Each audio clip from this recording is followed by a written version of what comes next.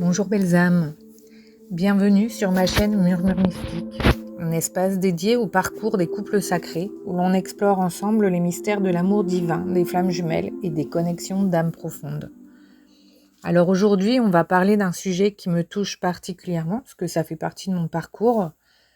Comment gérer le fait de travailler dans la matière avec votre miroir sacré, plus particulièrement avec votre runner ou yin second cheminant. Alors oui, le runner, cette flamme jumelle qui fuit, qui dérange, qui fait tout pour ne pas regarder le lien.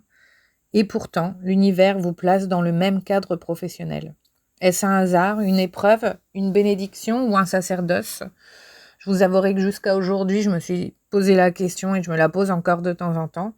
Mais avec le recul et avec l'expérience que je tire de cette histoire, je dirais que c'est surtout un cadeau caché pour notre évolution spirituelle. Alors pourquoi ce sujet est important pour moi ? Tout simplement parce que je trouve que c'est un sujet qui est très peu abordé sur YouTube et pourtant je sais qu'il parle à beaucoup d'entre vous. Alors il y a cette dimension du lien sacré qu'on explore souvent dans la sphère privée, émotionnelle ou spirituelle, mais quand ce lien entre dans la sphère du travail, quand il prend forme dans la matière, alors tout change, tout bascule. Car là on ne peut plus fuir, on ne peut plus fantasmer non plus, on ne peut plus fuir le lien et encore moins s'y perdre. On est face à l'autre, face à soi, et face à ce lien qui vient vraiment révéler tout ce qu'il y a en nous. Alors aujourd'hui, je vous propose d'entrer ensemble dans cette réalité souvent cachée, celle de la cohabitation professionnelle avec sa flamme jumelle. Alors pour vous accompagner au mieux dans ce sujet aussi délicat que transformateur, j'ai structuré cette vidéo en plusieurs étapes. Alors on va d'abord expliquer ensemble les différents contextes dans lesquels on peut être amené à travailler avec sa flamme jumelle, les postures énergétiques qui sont en jeu des deux côtés, des deux polarités, les défis émotionnels, surtout côté chasseur, les enseignements et les pièges à éviter. Alors travailler avec sa flamme jumelle peut prendre différentes formes et chaque configuration vient réveiller des dynamiques spécifiques du lien. Certaines âmes vont se retrouver dans une grande entreprise où il est possible de croiser son runner sans forcément interagir de manière rapprochée. Cela peut créer une tension énergétique permanente, la présence de l'autre est ressentie même sans échange direct. On peut se sentir observé, testé, comme si une sorte de surveillance invisible s'exerçait. L'intensité est là, mais diffuse, presque fantomatique. A l'inverse, d'autres vont vivre une proximité professionnelle beaucoup plus forte. Soit ils vont travailler dans une petite entreprise et croiser leurs collègues de manière régulière et de manière rapprochée, soit ils vont être amenés à travailler et avoir des missions communes, ou alors même avoir un lien hiérarchique. Là, le lien sacré se confronte à la matière de plein fouet. On doit interagir, décider ensemble, construire, planifier. On ne peut plus éviter les frottements, les silences, les regards, les émotions. Et c'est là que commence le travail intérieur le plus profond. Dans mon cas, c'est ce deuxième type de configuration. Je travaille de manière rapprochée avec mon jumeau et il est en position de force car c'est moi qui viens dans son environnement. Il connaît donc les lieux, les codes, les gens. Et moi j'arrive avec mon feu, avec ma présence, avec le lien qui nous unit, que lui tente de contenir, parfois même d'ignorer. Et je dirais même que la plupart du temps, il l'ignore. Il joue du cadre professionnel pour rester à distance émotionnelle, tout en maintenant une proximité fonctionnelle. Son bureau devient alors son refuge, il agit comme un sanctuaire pour lui.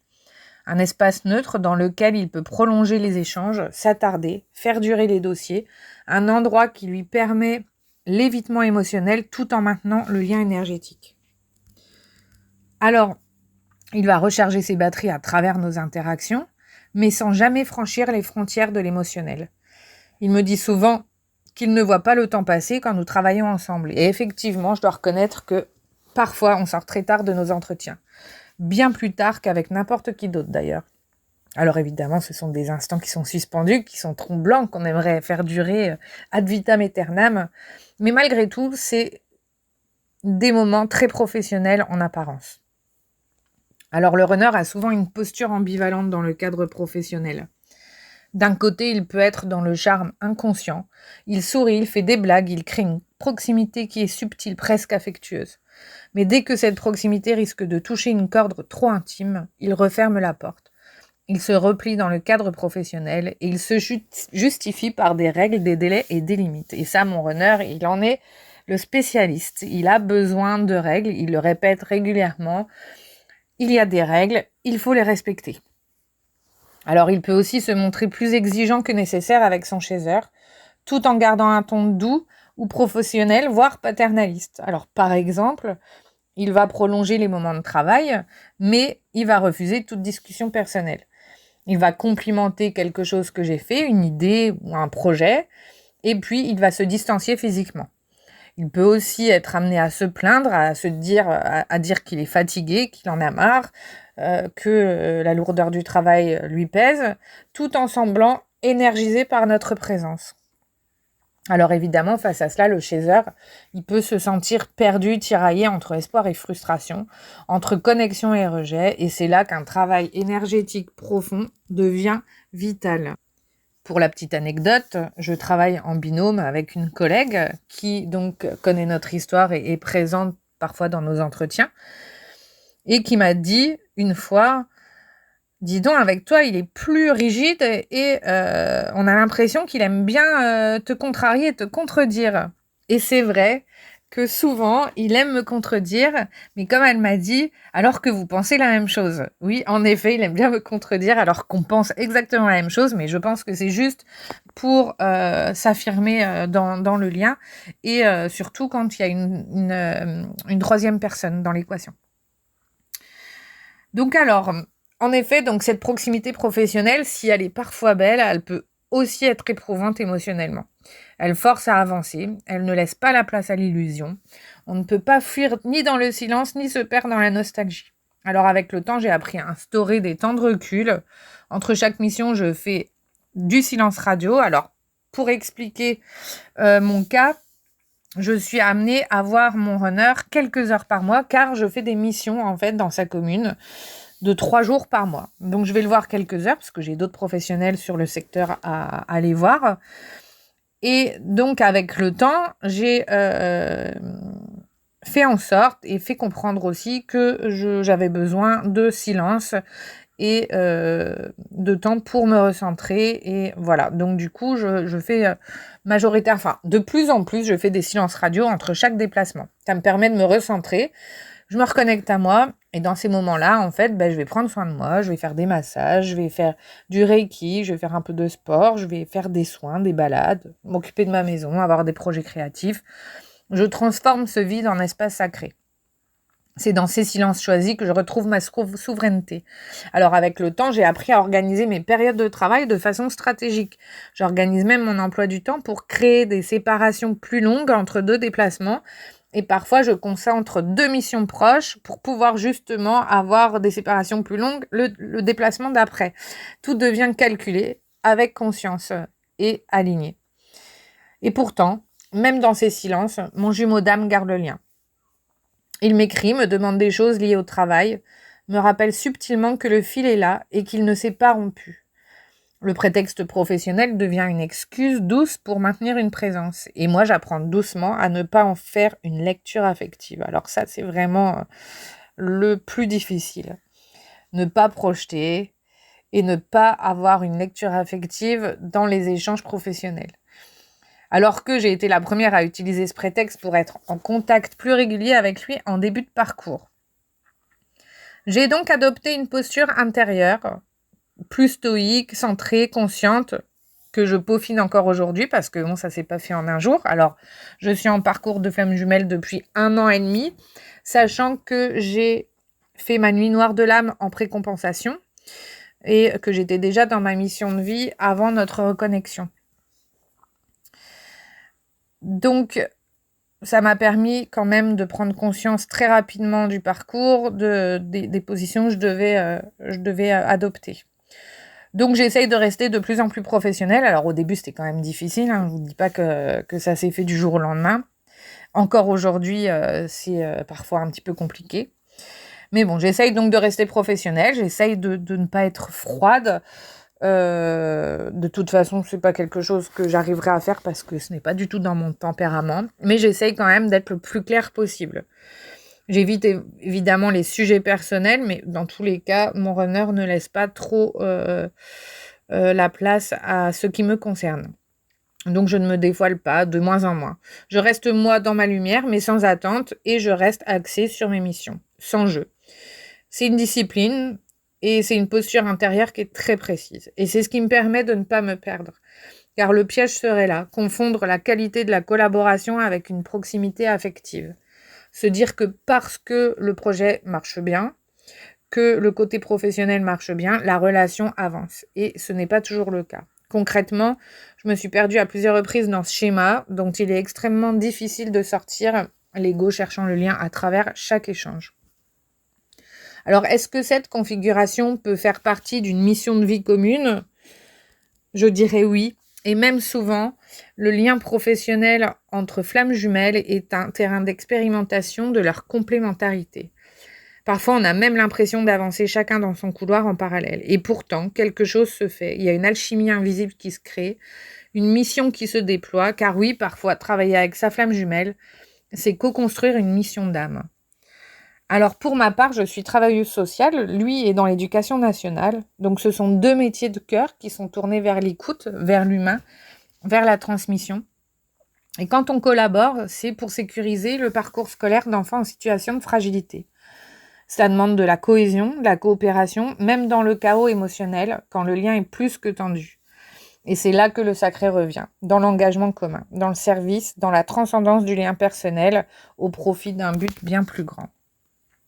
Et la vraie question, c'est est-ce qu'on doit changer de métier si le lien devient trop intense? Alors, j'ai entendu tout et son contraire sur la toile. Pour moi, personnellement, la réponse est non. Si votre métier vous passionne, s'il est aligné avec vos valeurs, il devient aussi un espace de guérison, de transmutation. Ce n'est pas fuir qu'il faut, c'est apprendre à danser avec l'énergie du lien dans la matière. Et honnêtement, je n'ai jamais envisagé de changer de métier pour fuir cette situation. Tout d'abord parce que j'aime ce que je fais, parce que c'est aligné avec mes valeurs et parce que c'est dans cette intensité que je puise ma croissance. Je pense aussi réellement que travailler avec son jumeau d'âme peut faire accélérer le parcours de manière significative si l'on a déjà bien avancé dans le travail de ses blessures. Sinon, en effet, cela peut avoir un effet inverse et pointer du doigt un certain désalignement dans différentes thématiques. Je pense qu'à ce niveau-là, il me semble être important de faire le point sur ses réelles envies professionnelles et de continuer le travail de ses blessures d'âme. Alors, travailler avec son runner, surtout en période de séparation. Donc, comme je vous expliquais, moi, je suis amenée à le voir une fois tous les mois, quelques heures. Et nous sommes donc en période de séparation. Et du coup, c'est beaucoup plus exigeant parce que, évidemment, les blessures remontent, surtout au début des premières séparations. Les blessures remontent, les frustrations aussi. Et notre jumeau d'âme peut devenir froid et distant, fuyant, puis soudain lumineux et ouvert, comme un bon runner. Et on se perd si on n'est pas solide intérieurement, clairement. Mais c'est aussi une opportunité incroyable de grandir, de se connaître, car on ne peut pas tricher. On doit être soi pleinement. On ne peut pas jouer un rôle. Quand on est en face à face de manière professionnelle, on est obligé à un moment d'être dans sa vraie nature. Alors chaque interaction devient un miroir et chaque réaction un indicateur de notre avancement.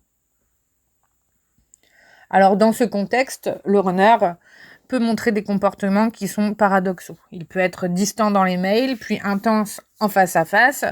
Il peut aussi couper la communication, puis envoyer un message professionnel juste pour garder le lien. Mais quand on va aborder ou quand je vais aborder un sujet perso, il va carrément couper la communication. Il peut aussi me dire, allez, on se prend pas la tête, on va faire simple aujourd'hui, mais on va quand même finalement, après sa décision, travailler ensemble sur un dossier beaucoup plus long. Alors, cette collaboration, aussi douloureuse soit-elle parfois, elle m'a permis quand même de travailler profondément sur moi, car tout cela vient réactiver les blessures du chaser, évidemment, tout ce qui est abandon, rejet, injustice, humiliation parfois, mais aussi le besoin de contrôle et la peur de l'incompréhension, et notre blessure d'abandon.